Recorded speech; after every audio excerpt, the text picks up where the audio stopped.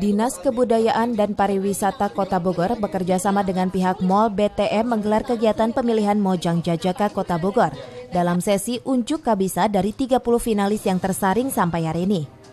Dalam kegiatan unjuk kabisa tersebut, pihak penyelenggara beserta para juri mewajibkan para peserta untuk menampilkan kebisaan yang dimiliki oleh tiap peserta. Karena Disbudpar sendiri dalam tahun ini mengusung tema industri kreatif.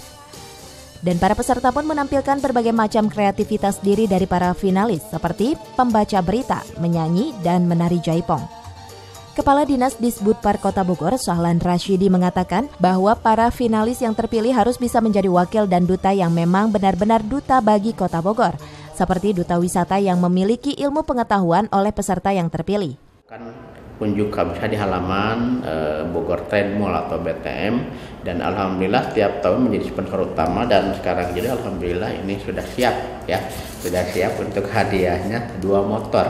Tahun berturut-turut itu udah ini yang ketiga dapat bantuan hadiah motor 2 itu untuk laki dan perempuan, untuk penilih laki dan penilih perempuan atau istilah penilih jajaka, penilih mojang.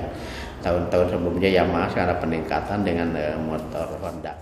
Mall BTM selaku pihak sponsor yang mendukung penuh kegiatan ini akan memberikan apresiasi berupa kontrak kerja bagi 30 finalis sebagai duta mall, serta memberikan hadiah berupa 2 buah sepeda motor bagi pemenang juara pertama dan kedua.